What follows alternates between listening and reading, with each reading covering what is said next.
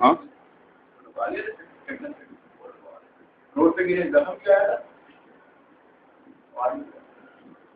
اللہم صلی اللہ علیہ وسلم. ہاں جی عبارت پڑھو مولانا. لما فرغ من التعريف المناظرة وزدها اللذين بهما تبين حقيقتها كما قال المحققون حقائق الأشياء تبين بأزدادها وكان النقل من الكتاب أو من الثقة في زماننا أولى من الإثبات بالدليل لكونه مفضيا إلى كثرة النظر أردفه بتعريفه فقال والنقل هو الاتيان بقول الغير على ما هو عليه بحسب المعنى مظهرا أنه قول الغير يريد أن لا يلزم في النقل الاتيان بقول الغير بحيث لا يتغير لفظه بل إنما يلزم الاتيان به على وجه لا يتغير معناه لا اتيان به على وجه لا يتغير معناه ومع ذلك يلزم إظهار أنه قول الغير كأن يقول مثلا قال أبو حنيفة رحمه الله تعالى النية في الوضوء ليست بفرض وأما الاتيان بقول الغير على وجه لا يظهر منه أنه قول الغير لا صريحا ولا ضمنا ولا كناية ولا إشارة فهو الاقتباس والمقتبس مدعٍ في اصطلاحهم ثم اعلم أنه بعدما نقل أحد المتقاسمين قولا إن كانت صحته وكونه مطابقا لقوة معلومة لآخر ولا يصح طلب تصحيحه فإنه مع العلم بذلك لو طلب تصحيحه كان مكابرا أو مجادلا وإن لم تكن معلومة لا بد له من طلب التصحيح وإلا لم يكن مناظرا ولذا اردفت خصوص تعریف النقل بتعریف التصحیح. سبق نمبر کون سا ہے آج؟ 19 جولائی بروز اتوار مناظرہ رشیدیہ. سبق نمبر 12 سبق نمبر 12 تو مناظرہ کی تعریف ہم نے پڑھی اور ساتھ ہی مجادلہ مقابرہ اس کی تعریف بھی آ گئی. کتاب ہے مناظرے کی. تو مولانا عبدالرشید صاحب جو شارح ہیں ٹھیک ہے نا جی اس رسالہ کے مناظرے کے بارے میں جو آپ نے رسالہ لکھا نا میر سید شریف جرجانی نے اس کے شارح کون ہیں؟ مولانا عبدالرشید صاحب. رشیدیہ نام لکھا ہے ٹھیک ہے نا. اچھا ثم لما فارغہ تو آپ فرماتے ہیں جب ماتن صاحب میر سید شریف جرجانی رحمۃ اللہ علیہ مناظرہ کی تعریف اور اس کی جو دو ضدیں ہیں ان سے فارغ ہو گئے. ضدین کا ذکر کیوں آ گیا کہ کہتے ہیں اب مناظرے کی حقیقت بالکل واضح ہو گئی. ٹھیک ہے نا. مناظرہ ہوتا ہے مجادلہ اور مقابرہ. مناظرہ اور ہے مقابرہ مجادلہ اور ہے. جس طرح کے محقق لوگ کہتے ہیں حقائق الاشیاء تتبین بازدادها چیزوں کی جو حقیقتیں ہیں وہ اپنے ضدوں سے پہچانی جاتی ہیں. تعرف الاشیاء بازدادها. ٹھیک ہے نا. تو اب آگے فرماتے ہیں مناظرہ کی تعریف مجادلہ مقابرہ کی تعریف کے بعد آپ نقل کو متن کے اندر صاحب متن یعنی ماتن وہ بیان فرما رہے ہیں. نقل کس کو کہتے ہیں؟ ایک دو کہ آپ امتحان آپ کے قریب آ رہے ہیں تو وہاں نقل. اب طالب امتحان شروع ہو گئے نا عالمیہ کے کل سے جو پیپر ہو رہے ہیں تو وہاں جی نقل لگانا. یہ نقل سے مراد یہ نہیں. نقل سے مراد کیا ہے؟ جو منقول ہو کر چیزیں قرآن و سنت. اور اس کے مقابلے کے اندر کیا ہے؟ وہ قیاس رائے عقل. تو کہتے ہیں مناظرے کے اندر سب سے پہلے نقل کو دخل ہے. آپ قرآن و سنت پیش کریں گے کوئی مسئلہ واضح کریں گے. عقلی دلیل وہ بعد کی بات ہے. ٹھیک ہے. نقل کس کو کہتے ہیں؟ اتیان بقول الغیر. یہاں نقل سے کیا مراد ہے؟ کسی کی کتاب کا حوالہ دینا, کسی کی عبارت کا حوالہ دینا. یہاں یہ مراد ہے مناظرہ کے اندر. تو ویسے آپ منقول جامع المعقول والمنقول وہ جو لکھتے ہیں، معقول منتے کم ہے علم معقول، منقول سے مراد قرآن و سنت، ٹھیک ہے نا جی۔ ادھر نقل سے مراد یہ ہے کسی کی کتاب کا عبارت کا حوالہ دینا۔ نقل وہ ہے اتیان بقول الغیر، غیر کے قول کو لانا، علی ما ہوا علیہ، جس پر وہ ہے، بحسب المعنی، معنی کے اعتبار سے۔ یہ کہہ کر انہوں نے فرمایا یہ ضروری نہیں ہے کہ وہی لفظ بولیں، آپ اس کا مفہوم بیان کر دیں، ٹھیک ہے نا۔ جو نقل ہے اصل کتاب کا حوالہ ہے، وہ لفظ آپ کو یاد نہیں، جو بیان کر رہے ہو تو یوں کہو اس کا مفہوم یہ ہے، یہ بھی نقل ہے، ٹھیک ہے نا۔ اچھا جی، یہ ظاہر کر رہا ہو یہ قول غیر ہے، مراد یہ ہے کہ لا یلزم فی النقل اتیان بقول الغیر بحیث لا یتغیر ہو، اس کا یہ مطلب نہیں کہ اس کے لفظ ہی چینج نہ ہو، یہ جو آپ نے حوالہ دیا، بلکہ لازم ہے اتیان علی وجہ، اس طریقے پر لانا وجہ پر لا یتغیر معنی ہو، اس عبارت کا معنی تبدیل نہ ہو، عبارت کا اس کے ساتھ اظہار لازم ہے کہ یہ قول غیر ہے۔ اب اس کی مثال جس طرح کہتے ہیں مثلا قال ابو حنیفہ النیت فی الوضوء لیست بفرض، نیت کرنا وضو میں فرض نہیں ہے۔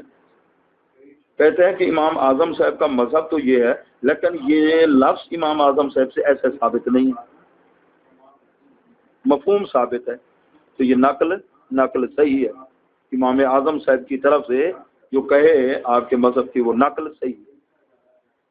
بہرحال اتیان بقول الغیر، غیر کے قول کو لانا اس طریقے پر کہ یہ ظاہری نہ ہو کہ یہ قول غیر کا ہے، نہ یہ اس کا نام لے، نہ اس کی کتاب کا نام لے، نہ صریحاً ذکر ہو، نہ ضمناً ذکر ہو، نہ کنایتاً، نہ اشارتاً۔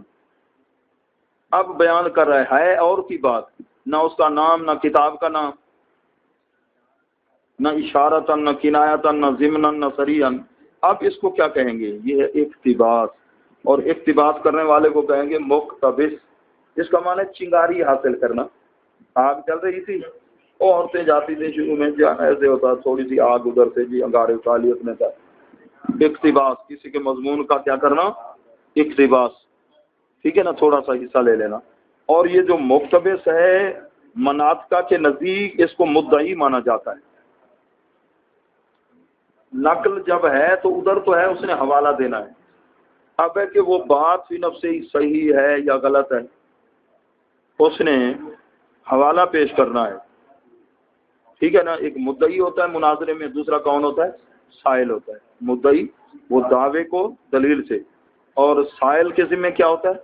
اس کی دلیل کو توڑنا، دعوے کو غلط ثابت کرنا، ٹھیک ہے نا جی، مناظرے کے اندر۔ اب جو مقتبس ہے یہ مدعی بن جاتا ہے، کیونکہ نہ اس نے کتاب کا حوالہ دیا نہ نام لیا۔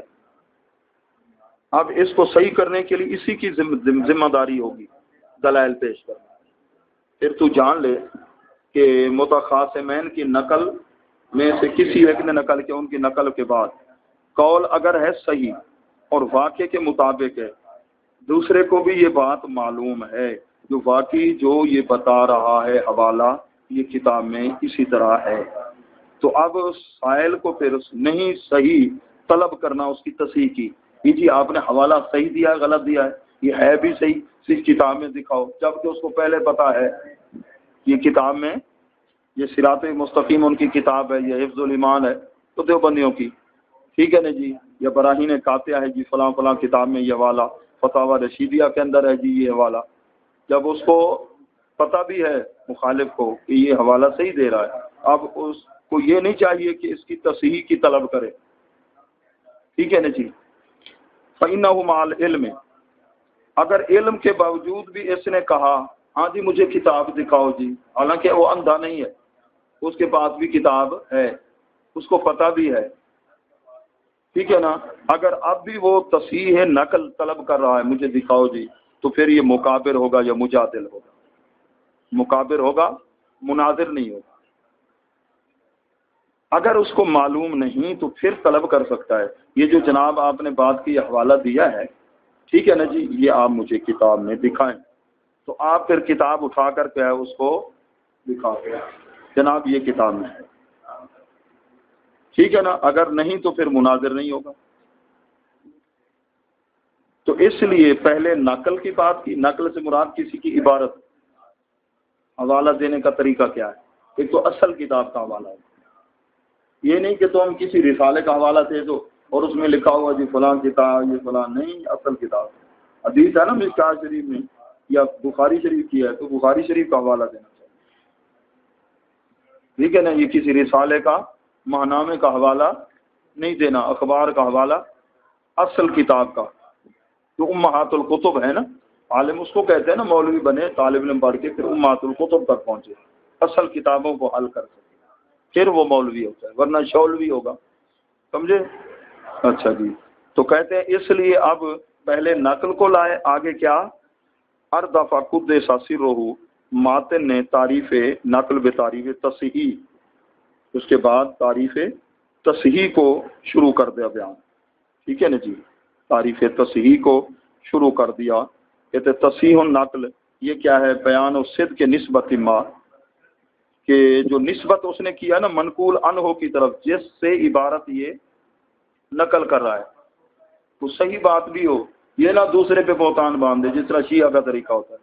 حوالہ دے کر نا مفہوم ادھر کچھ ہوتا ہے، بات کچھ ہوتی ہے، جھوٹ بول دیتے ہیں. جھوٹ نہیں بولنا چاہیے. تصحیح نقل یہ اولا ہے. قاضی عضد الدین کے قول سے ادھر انہوں نے کیا کہا ہے؟ صحت النقل، کیونکہ ظاہر ہے اس میں نقل کا صحیح ہونا.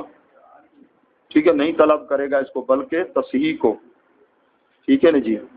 وہ اظہار، یہ ظاہر کرنا ہے جو ناقل نے نسبت کیا منقول عنہ کی طرف. ٹھیک ہے نا، منصوب ہے فی نفس الامر ففہم. اور ادھر انہوں نے ماتن نے عطف کو ترک کر دیا. پہلے نقل اور تصحیح نقل درمیان میں واو نہیں لائے. اس کی وجہ کیا ہے؟ کہتے ہیں نقل جو ہے اور آگے تصحیح، تصحیح جو ہے نا نقل کے متعلقات میں سے ہے، ان کا آپس میں بڑا قرب کا تعلق ہے، اس لیے حرف عطف کو ختم کر دیا گیا، نہیں لائے. کبھی شدت اتصال کی وجہ سے حرف عطف کو نہیں لایا جاتا. چیزیں دو ہوتی ہیں، مثلا دو جملے ہیں کلمہ طیبہ میں، لا الہ الا اللہ توحید، محمد رسول اللہ رسالت. شدت اتصال، پہلے دعویٰ ہے پھر دلیل ہے. دلیل اور دعویٰ میں اتنا اتصال ہے، اتنا قرب ہے، اتنا قرب ہے کہ درمیان میں حرف واو کو بھی برداشت نہیں کیا. کبھی ہوتا ہے شدت انفصال، پہلے والا بعد والا مفہوم اتنا ایک دوسرے سے مغایر ہیں کہ درمیان میں عطف والا حرف لگانے کی ضرورت نہیں. ادھر نقل اور تصحیح نقل کو آپس میں قرب حاصل ہے. یہ تصحیح نقل متعلقات نقل میں سے ہے، اس لیے درمیان میں سوال سمجھ گئے ہو نا کہ جب پہلے نقل کا ذکر ون نقل ہو، آگے یوں کہتے ہیں نا وہ تصحیح النقل، حرف عطف کیوں نہیں لائے؟ یہ سوال ہے. اور سوال کے بعد یہ ابھی کیا سنا؟ جواب. تو آگے پھر پڑھو گے کل سے انشاءاللہ. مناظرے کے اندر دو ہوتے ہیں، ایک مدعی ہوتا ہے اور ایک سائل ہوتا ہے. مدعی کے ذمہ کیا ہوتا ہے؟ مثلا اس نے دعویٰ کیا ہے اللہ کے محبوب صلی اللہ علیہ وسلم کو علم غیب عطائی ہے، یہ مدعی ہے. اب وہابی ہوگا، مخالف جو بندی ہوگا وہ کیا ہوگا؟ سائل ہوگا. وہ اس کے دعوے کو رد کرے گا، دلیل یہ دلیل دے گا، اس کی دلیل کو توڑے گا. دلیل کو توڑے گا، اس کو منع کہتے ہیں، نقد اور منع، وہ اس کی طرف سے ہوگا، سائل کی طرف سے. اور اگر اس نے اپنے دعوے پر دلیل ہی نہیں دی، سائل نے پہلے شروع کر دی، اس کو کہتے ہیں غصب کرنا، کہ کام اس کا تھا، یہ اس سے غصب کر رہا ہے. ٹھیک ہے نا جی. تو نہ مدعی غصب کرے سائل کی بات، نہ سائل رہے. اور مدعی کا کیا طریقہ ہوگا؟ پہلے اپنے دعوے کو ٹھیک ہے نا تحریر کرے گا کہ میرا یہ دعویٰ ہے کہ ذاتی علم غیب کا مالک تو اللہ ہے، عطائی علم غیب نبی کو ہے، یہ ہے دعویٰ. اب اس پر دلائل شروع کرے گا تو سائل پھر دلائل کا رد. ابھی اس نے شروع نہیں کیا، اس نے اپنی دلیلیں گسیلنا شروع کر دی، تو گویا کہ یہ مدعی کے حق کو مار رہی، غاصب ہے، غصب ہے. اس کو مناظرے کی اصطلاح میں کیا کہتے ہیں؟ غصب. مدعی اور کیا؟ سائل. مدعی سائل. تو یہ ترتیب ہے. ٹھیک ہے نا جی. پہلے شرائط کو بھی اس میں ٹھیک ہے، اور مدعی کون ہے، سائل کون ہے. کیونکہ دعوے کو ثابت کرنا اس کے ذمہ ہوگا نا، کہ وہ دوسرا سائل نہ شروع کر دے دعوے کو ثابت کرنا. ٹھیک ہے نا جی، سمجھ گئے؟ جزاکم اللہ. ہاں جی.